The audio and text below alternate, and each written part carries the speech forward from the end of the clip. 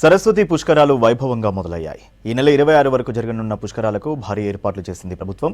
ఇక సాయంత్రం కాళేశ్వరం వెళ్లనున్న సీఎం రేవంత్ రెడ్డి అక్కడ సరస్వతి విగ్రహాన్ని ఆవిష్కరించనున్నారు.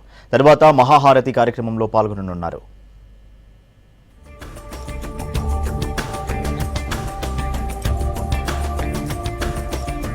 తెలంగాణ వచ్చిన తర్వాత తొలిసారి సరస్వతి పుష్కరాలు జరుగుతున్నాయి. భూపాలపల్లి జిల్లాలోని కాళేశ్వరంలో ఇవాల్టి నుంచి సరస్వతి పుష్కరాలు మొదలయ్యాయి. 12 ఏళ్ల తర్వాత జరుగుతున్న ఈ పుష్కరాలకు రాష్ట్ర సర్కారు ఘనంగా ఏర్పాట్లు చేసింది.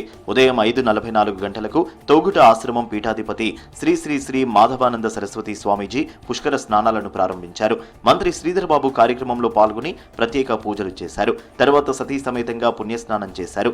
ఇక సాయంత్రం 5 గంటలకు సీఎం రేవంత్ రెడ్డి పుష్కర స్నానం ఆచరించనున్నారు. కాళేశ్వరం ఏర్పాటు చేసిన ఏకశిల సరస్వతి మాత విగ్రహాన్ని ఆవిష్కరిస్తారు. తర్వాత స్వామివారిని దర్శించుకుంటారు. కాశీ పండితులతో ప్రత్యేకంగా నిర్వహించే గోదావరి హారతిలో పాల్గొననున్నారు సీఎం రేవంత్ రెడ్డి. ఆ తర్వాత టెంట్ సిటీని పరిశీలించనున్నారు రేవంత్ రెడ్డి. సరస్వతి పుష్కరాల సందర్భంలో అధికారికంగా ఇక్కడికి వస్తూ పుణ్య స్నానం కూడా వారు చేయటం జరుగుతుంది.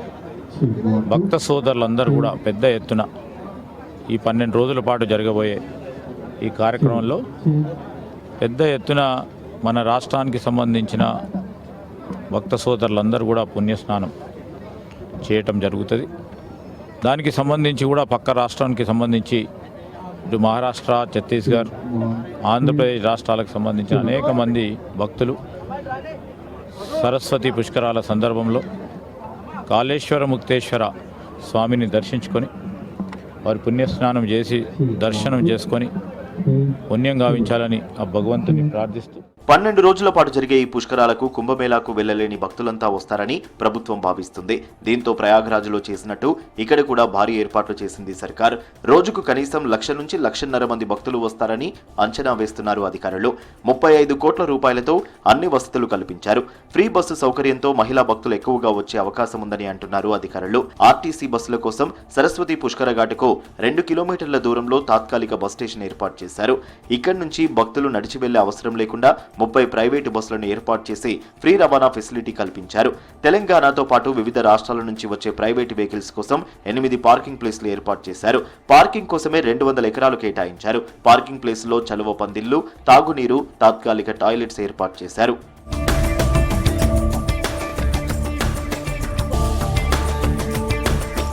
కాళేశ్వరం టెంపుల్ నుంచి గోదావరి మెయిన్ ఘాట్ వరకు ఇదివరకే రోడ్డు సౌకర్యం ఉంది. త్రివేణి సంగమం దగ్గరలో ఉన్న ఘాట్ వెడల్పు చేయడంతో పాటు అధునాతన సౌకర్యాలతో కొత్త ఘాట్ నిర్మించారు. దానికి సరస్వతి ఘాట్ గా పేరు పెట్టారు.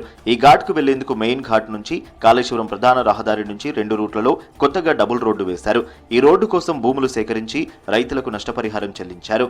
రోడ్డు వెంబడి పోల్స్ వేసి లైట్లు అమర్చారు. పుష్కరాల సందర్భంగా 24 గంటల పాటు కరెంటు సప్లై ఉండేలా 2 కోట్లతో 33/11 kV విద్యుత్ సబ్ స్టేషన్ నిర్మించారు. కాళేశ్వరం గ్రామంలో అదనంగా 10 ట్రాన్స్ఫార్మర్లు బిగించారు.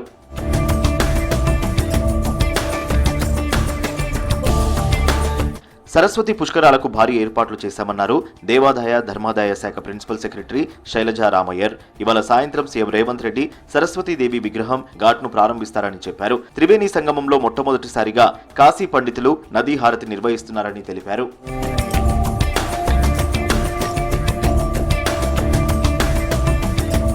సరస్వతి పుష్కర ఘాటు వద్ద ఏర్పాటు చేసిన సరస్వతి విగ్రహం పైన పక్కన సినిమా స్టైల్లో దేవాలయం సెట్ వేశారు. ఎకరం భూమిలో సెట్ ను రూపొందించారు. భక్తులను ఆకట్టుకునేలా దీన్ని తీర్చిదిద్దారు. భక్తుల వసతి కోసం దేవస్థానం దగ్గర 100 రూముల వసతి గృహం, డార్మేటరీ అందుబాటులోకి తీసుకొచ్చారు. సరస్వతి ఘాట్ దగ్గర 100 గదులతో టెంట్ సిటీని ఏర్పాటు చేశారు. ఇక్కడ ఏసీ, కూలర్ల సౌకర్యం కల్పించారు. భక్తులకు వీటిని రెంట్ పద్ధతిలో ఇస్తున్నారు. దేవాలయం చుట్టూ పుష్కర ఘాట్ల వద్ద చలువ పందిళ్లు వేశారు. కొత్తగా ఓవర్ హెడ్ ట్యాంకులు నిర్మించి తాగునీటి సౌకర్యం కల్పించారు. దేవాలయం చుట్టూ సీసీ రోడ్ల నిర్మాణం, పిండ ప్రధాన మండపం, పర్మనెంట్ టాయిలెట్స్, స్నానాల గదులు నిర్మించారు. శ్రీ కాళేశ్వర ముక్తీశ్వర స్వామివారి దేవస్థానం వద్ద లడ్డు, పులిహోర ప్రసాదాలు అందుబాటులో ఉంచారు.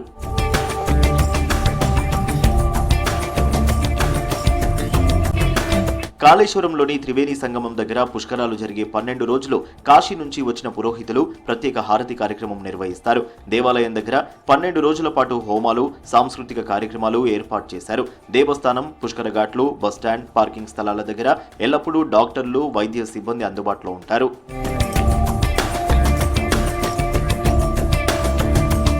సరస్వతి పుష్కరాలు ఘనంగా నిర్వహించేందుకు జిల్లాలోని అన్ని ప్రభుత్వ శాఖలను సమన్వయం చేస్తూ జిల్లా కలెక్టర్ రాహుల్ శర్మ ఆఫీసర్లకు 12 రోజుల పాటు విధులు కేటాయించారు. మేడారం సమ్మక్క సారలమ్మ జాతర తరహాలోనే రోజుకు 3 షిఫ్టుల్లో వీరు పనిచేయనున్నారు. గోదావరి నదిలో భక్తులకు ప్రమాదం జరగకుండా 50 మంది గజ ఈతగాళ్లు నాటుపడవలతో పహారా కాసేలా ఏర్పాట్లు చేశారు.